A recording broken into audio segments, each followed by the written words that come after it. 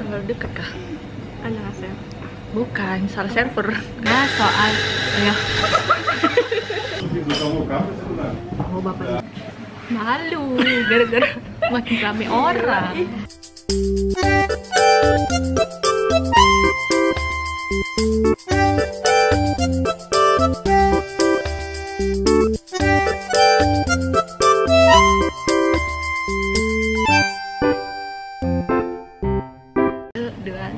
Halo semuanya, balik lagi di channel aku, Akila Dini Ainayas. Buat teman-teman semua yang belum kenal aku, perkenalkan, nama aku Akila. Aku adalah salah satu mahasiswa Indonesia yang sekarang lagi kuliah di Rusia. Nah, kali ini aku bersama teman aku. Silahkan perkenalkan. Halo teman-teman Akila, perkenalkan aku Nina. Aku juga salah satu mahasiswa yang kuliah di Rusia dan sekarang lagi mengambil jurusan kedokteran. Oke guys, jadi hari ini kita bakal tanya-tanya ke Kak Nina gimana sih kuliah kedokteran di Rusia. Oke, kita mulai pertanyaan pertama, yaitu Kak Nina di sini kuliah memakai jalur apa? Apakah beasiswa atau biaya mandiri? Jadi di sini aku kuliah jalur beasiswa. Dan itu beasiswanya tuh kita sebutnya beasiswa PKR, khusus kebudayaan Rusia. Benar nggak sih? Iya kan? Benar. Beasiswa dari kedutaan. Iya, dari pemerintah Rusia. Berarti itu pemerintah Rusia ya Kak yang memberi beasiswa, bukan pemerintah Indonesia kan? Kakak di sini kuliah kedokteran, itu kuliahnya pakai bahasa apa Kak? Karena di sini tuh aku pakai beasiswa, jadi untuk yang beasiswa itu emang wajib menggunakan bahasa Rusia. Kalau memang mau ambil bahasa Inggris, itu kita bayar sendiri lagi. Oh, berarti ada dua macam ya Kak untuk kuliah kedokteran, bisa pakai bahasa Inggris juga? Iya, di sini ada juga yang untuk bahasa Inggris. Kemudian di kampusku, tapi aku kurang tahu sih, kayaknya nggak semua deh. Terus apakah kita boleh untuk ambil beasiswa tapi kita pilih bahasa Inggris, atau ada keharusan gitu Kak kalau yang beasiswa harus pakai bahasa Rusia? Aku kurang tahu sih, tapi setauku kalau untuk beasiswa dari government Rusia itu emang harus pakai bahasa Rusia. Soalnya pernah sempat ada satu anak, dia tuh pengen kuliah dengan bahasa Inggris. Terus ditanya lah ke kampus, kata kampus sih bisa aja, tapi itu kayaknya beasiswanya bukan dari beasiswa pemerintah Rusia, itu ada beasiswa lagi, entah itu dari negara mereka sendiri atau mungkin mereka dari sponsor gitu sih. Berarti kalau beasiswa yang dari pemerintah Rusia mengharuskan belajar dengan bahasa pengantar bahasa Rusia ya Kak. Nah, tapi kalau beasiswa selain beasiswa pemerintah Rusia mungkin ada yang memperbolehkan menggunakan bahasa Inggris. Nah Kak, untuk teman-teman nih semua yang pengen kuliah juga di Rusia, terutama kedokteran, tapi mereka tuh belum bisa Kak bahasa Rusia, itu gimana Kak? Di sini tuh, jadi kalau kita nanti lolos, kita di sini bakal benar-benar diajarin bahasa Rusia dari awal, dari mulai cara kita nulis, cara pengucapan bahasanya. Jadi kalau untuk teman-teman yang merasa takut kayak gimana nih, aku nggak ngerti bahasa Rusia, di sini bakal benar-benar diajarin sih dari awal. Oh, berarti itu nanti dapat kelas gitu kan? Iya, dapat kelas bahasa Rusia. Iya. Oke, jadi buat teman-teman semua yang mau kuliah kedokteran di Rusia tapi belum bisa bahasa Rusia, jangan khawatir jika teman-teman penerima beasiswa government Rusia itu bakal dapat kelas sebelum memulai perkuliahan gitu ya Kak. Terus juga kalau misalnya ingin lebih jago, nggak tahu juga sih ini pasti bakal lebih jago lagi atau enggak, tapi biasanya ada juga belum pergi ke Rusia, itu mereka bakal kursus di Jakarta. Atau juga ada beberapa yang kayak misalnya di tempatnya itu ada entah itu alumni dari Rusia atau mungkin ada anak yang bisa sastra Rusia, biasanya mereka bakal minta kursus ya orang itu. Berarti ada juga tempat-tempat kursus bahasa Rusia di Indonesia gitu ya Kak? Setauku ada kalau untuk di Jakarta ya. Oke, next pertanyaan selanjutnya. Nah, bagaimana nih Kak sistem perkuliahan kedokteran di Rusia? Kan secara kan pasti adalah perbedaannya dengan perkuliahan kedokteran di Indonesia. Nah, selama Kakak kuliah di sini, gimana sih sistem belajarnya gitu? Sebenarnya aku juga kurang tahu sih kalau untuk sistem di Indonesia, tapi yang aku dengar dari beberapa teman-teman, aku bisa ngambil kesimpulan bahwa kita tuh sistemnya beda. Kalau di Indonesia itu mereka punya sistem namanya sistem blok. Kalau di sini aku nggak tahu sih penyebutannya apa, tapi aku selalu bilangnya sistem per semester gitu. Kalau misalnya di Indonesia kan, misalnya kita belajar tentang organ pencernaan misalnya.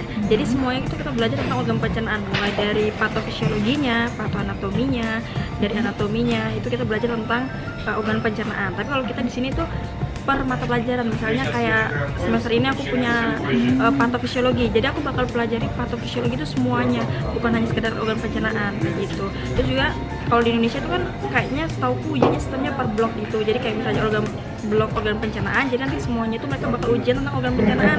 Tapi kalau aku di sini sistemnya itu per pelajaran itu.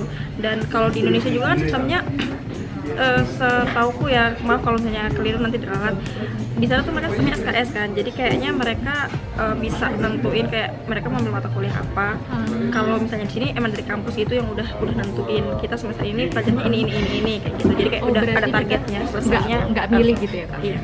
Berarti mata kuliahnya juga sudah ditentukan dari kampus, bukan kita pilih sendiri gitu. Terus, nah kalau untuk pergaulannya sendiri Kak di kampus itu gimana sebagai anak kedokteran di Rusia? Apakah juga sekompetitif itu Kak? Kan kita tahu anak kedokteran pasti sibuk dan pasti sangat-sangat pinter lah gitu. Kalau menurutku sih pergaulan di sini ya kompetitif. So, kayak memang aku lihat sih teman-temanku termasuk anak-anak yang ya mau dibilang ambisi ya. Terus apalagi ya, terus mereka maksudnya meskipun kita tuh dari negara yang berbeda-beda, untungnya teman-temanku tuh ini banget sih. Kalau misalnya kayak aku bingung, apalagi kan aku belajar bukan dengan bahasaku sendiri kan, pasti banyak banget yang bingung, banyak kosakata yang aku nggak ngerti. Jadi aku nanya ke mereka dan mereka baik banget sih, mau ngajarin, mau jelasin. Sistem kuliah di sini segalanya itu pakai bahasa Rusia Kak. Kayak di Indonesia kan mungkin aku juga nggak terlalu paham ya, karena aku juga bukan anak kedokteran di Indonesia maupun di Rusia. Kayaknya kalau anak kedokteran pasti banyak bahasa ilmiah, bahasa Latin gitu nggak sih yang dipelajarin, mulai misalnya dari penyakit-penyakit atau ya apapun lah Kak. Apakah menggunakan bahasa Latin atau tetap pakai mereka ada bahasanya sendiri? Kalau bahasa Latin itu udah pasti sih, karena aku pernah dengar guruku bilang nggak masalah kita nggak ngerti bahasa Rusia, maksudnya kita nggak tahu namanya dalam bahasa Rusia maupun bahasa kita, yang penting di bahasa Latin tuh kita harus tahu, karena kayak bahasa Latin tuh bisa dibilang itu kayak bahasa kedokteran. Jadi kalau misalnya kita nggak tahu ini dalam bahasa Rusianya apa, tapi kita sebut bahasa Latinnya, rekan kita tuh bakal tahu kalau ini yang kita maksud loh, kayak gitu. Dan kalau bahasa Rusia itu emang pasti gitu, itu emang bahasa pengantarnya. Jadi emang yang kita pelajari itu dalam bahasa Rusia juga dan juga dalam bahasa Latin kayak gitu. Oke, jadi udah jelas ya teman-teman. Next kita bakal lanjut ke poin berikutnya, yaitu nah bagaimana sistem ujiannya nih Kak? Sistem ujian di Universitas Kedokteran. Oke, jadi aku bakal cerita tentang sistem yang ada di kampusku ya. Mungkin aja di kampus lain ada bedanya, aku belum tahu juga. Tapi kalau di sistem kampusku tuh ada dua, ada sistem oral dan sistem tertulis. Kalau misalnya sistem tertulis ya seperti biasa kita dikasih paket tiket ya, tiket soal gitulah. Itu nanti terdiri dari beberapa soal dan kita tulis jawabannya. Jadi bisa itu dia tuh esai, bisa juga dia pilihan ganda kayak gitu. Untuk yang soal lisan itu kita juga sama bakal dikasih tiket gitu. Terus terdiri dari beberapa soal, lalu kita kasih waktu untuk nulis di kertas gitu apa yang mau kita ceritain. Setelah itu beberapa menit, biasanya sih paling lama kita kasih waktu sekitar 45 menit gitu. Setelah itu kita bakal dipanggil oleh dosen. Nah nanti kita bakal disuruh jelasin soal-soal itu ke dosen secara langsung ya. Terus itu juga biasanya ada dua sih biasa kalau ujian, ada praktikumnya sama teorinya kayak gitu. Berarti sistem ujiannya ada dua, lisan dan tertulis, dan semuanya harus dijelaskan ke dosen. Iya. Untuk ujian prakteknya gitu Kak, ada nggak sih? Biasanya kan anak kedokteran pakai praktek gitu kan? Praktek sih ada, kayak misalnya contoh aja kita ujian misalnya anatomi. Nanti anatomi itu kita juga ada ujian teori sama ujian praktek. Ujian prakteknya itu biasa kita juga bakal dikasih soal gitu. Di situ kalau pengalaman kemarin sistem ujianku itu kita dikasih nama-nama anggota tubuh, terus kita suruh translatein ke bahasa Latin. Setelah itu kita bakal dipanggil suruh nunjukin ini tuh apa. Jadi kita bakal nunjuk ke preparat, apa sih, ke mayat. Jadi kalau ini juga kalau di kampusku sini kita tuh mayat udah ada, jadi kita nggak perlu beli mayat kayak di Indonesia gitu. Oh, emang di Indonesia beli mayat ya? Setauku sih ada yang sistemnya beli mayat gitu. Oke, next ke poin selanjutnya. Apa aja sih kelebihan kuliah jurusan kedokteran di Rusia? Karena aku kuliahnya beasiswa, jadi keuntungannya lebih hemat, karena seperti yang teman-teman tahu kayaknya kuliah kedokteran itu terkenal dengan mahal. Terkenal mahal. Iyalah, mahal Kak dibanding jurusan lain. Jadi itu sih, itu keuntungan paling utama. Terus apalagi ya, ini juga sih lebih banyak koneksi. Jadi koneksinya tuh internasional karena kita bertemu dengan orang-orang dari luar kayak gitu. Iya, jadi mungkin karena teman-temannya juga banyak mahasiswa asing, jadi lebih besar gitu ya Kak ruang diskusinya. Iya benar. Oke. Ada lagi Kak? Oke. Dan ini juga salah satu keuntungan sih yang aku seneng sama sistem ini. Jadi di sini tuh setelah semester kita tuh langsung praktek di rumah sakit. Kalau setahuku kan di Indonesia itu kan kita 4 tahun teori, terus nanti kita ada sistem koas di rumah sakit kan. Kalau kita tuh di sini sistemnya emang setiap semester selesai kita langsung praktek, dan yang kayaknya selalu pasti ada praktek. Kalau untuk musim dingin itu ada yang praktek enggak, tapi kalau untuk musim panas setahuku selalu ada praktek gitu. Jadi kayak istilahnya hal yang masih panas di otak kita tuh udah kita praktekin di rumah sakit kayak gitu. Oh gitu. Jadi berarti setiap akhir semester itu selalu langsung praktek gitu. Iya. Dan kita itu praktek langsung di rumah sakit. Iya, di rumah sakit. Emang kalau di Indonesia tuh kayak selama 4 tahun kuliah kedokteran itu nggak ada praktek? Aku kurang tahu sih, karena maksudnya aku juga nggak begitu mendalami gimana sistem di Indonesia, tapi kayaknya setauku yang lebih diiniin kayaknya 4 tahun tuh mereka emang belajar di kampus, terus 2 tahunnya tuh kayaknya mereka mau benar-benar di rumah sakit gitu. Itu yang aku tahu. Kalau misalnya nanti teman-teman merasa itu ada yang keliru, mungkin bisa di komen ya. Kita next ke poin selanjutnya. Nah, sekarang apa aja nih kesulitan kuliah kedokteran di Rusia? Tadi kan udah plus-plusnya nih, sekarang kita bahas minusnya.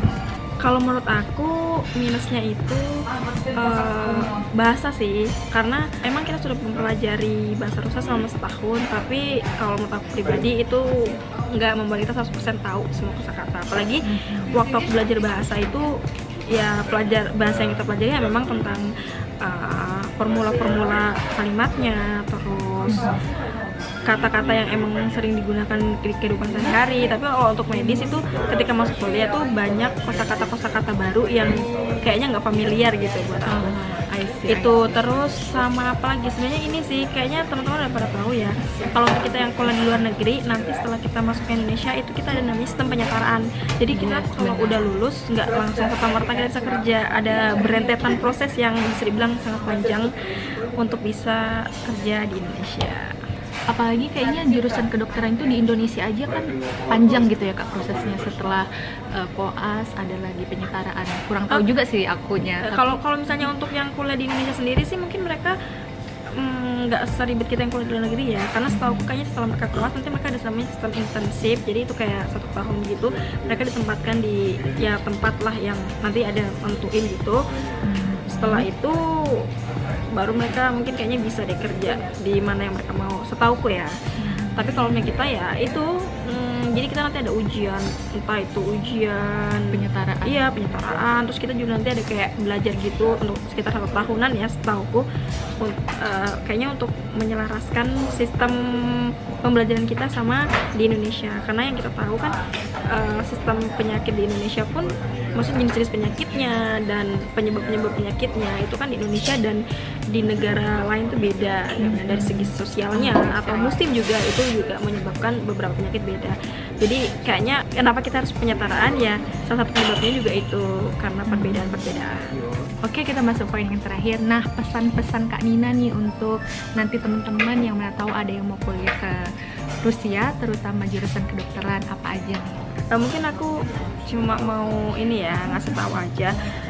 Sebenarnya kuliah di luar negeri itu bagus karena kita bisa mendapatkan pengalaman-pengalaman baru, pengalaman-pengalaman yang pastinya kayaknya sebelumnya belum pernah kita alami kayak gitu. Karena kita keluar dari zona nyaman kita kayak gitu. Tapi kalau misalnya teman-teman mau kuliah di luar negeri itu aku saranin harus cari tahu benar-benar sistemnya seperti apa, kira-kira nanti kalau kuliah itu seperti apa. Kalau misalnya teman-teman memang benar-benar pengen kerja di Indonesia dan siap menerima risikonya untuk seperti penyetaraan yang prosesnya cukup panjang, itu nggak masalah kalau emang teman-teman mau kuliah di luar negeri. Tapi kalau misalnya teman-teman merasa penyetaraan itu buang-buang waktu atau maksudnya tersita lah waktunya teman-teman, ya kalau bisa usahain di Indonesia aja juga nggak apa-apa kayak gitu. Karena kayaknya dimanapun sebenarnya kalau kita yang giat belajar pasti bagus ya Kak. Ya, terus apa ya, kalau misalnya nanti kuliah S1 di Indonesia pun nggak apa-apa, nanti spesialisnya di Indonesia. Karena kalau yang aku tahu kayaknya spesialis nanti sistem penyetaraannya jauh lebih pendek, sekitar 6 bulan ya kalau beda salah. Ya Kak? Iya, kalau untuk spesialis justru lebih cepat kayak gitu. Jadi ya itu teman-teman harus harus tahu bener-bener seperti apa gitu, karena nggak banyak juga untuk teman-teman yang udah kuliah di luar negeri, karena mereka sebelumnya belum tahu kalau ternyata nanti setelah lulus ada sistem penyetaraan yang lumayan panjang prosesnya, jadi kayak mereka agak sedikit menyesal gitu. Tapi ya kalau menurutku kalau misalnya siap untuk menjalani penyetaraan nggak apa-apa sih kuliah di luar negeri. Kalau misalnya memang teman-teman pengen kerjanya di luar negeri juga, kuliah di luar negeri malah sepertinya lebih recommended deh, soalnya apalagi kalau misalnya teman-teman mau kerja di Rusia misalnya, terus teman-teman kuliahnya di Rusia itu kayaknya jauh peluangnya lebih besar gitu sih, karena mungkin nggak perlu penyetaraan lagi gitu ya Kak. Tapi itu semua tergantung pilihan teman-teman. Kalau untuk adik semua nih Kak yang baru pengen mau masuk kedokteran di Rusia, apa sih yang harus disiapin gitu supaya nggak terlalu terkejut banget gitu dengan sistem pembelajaran di sini?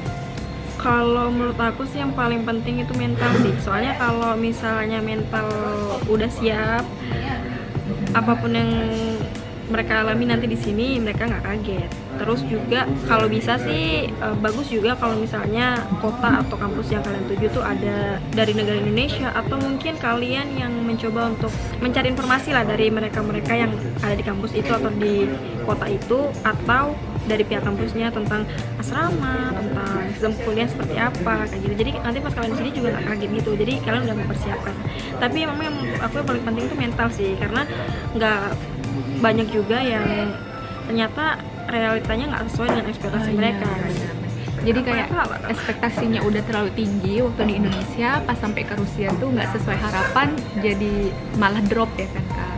Sebenarnya mau sesulit gimana pun belajarnya, kalau ada niat dari diri sendiri bisa kayak terbukti dengan Kak Nina di sini. Jangan gitu dong. Terus ini juga sih penting buat teman-teman kalau misalnya udah kuliah, sebenarnya di kuliah dimanapun sih, untuk menjalin komunikasi sama teman dari negara atau dari teman kelas kayak gitu, karena nggak menutup kemungkinan pasti ada masanya dimana kita bakal merasa stres, merasa apa ya, hampir memutus asa kayak gitu.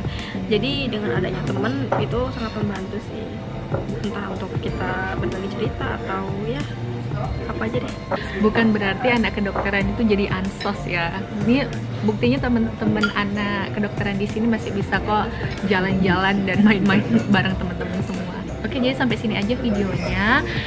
Semoga teman-teman semua dapat informasi baru dari video hari ini. Jangan lupa like, komen, dan subscribe. Terus nyalakan bel notifikasinya supaya teman-teman tahu kalau aku upload video baru. Sampai jumpa di video selanjutnya. Bye!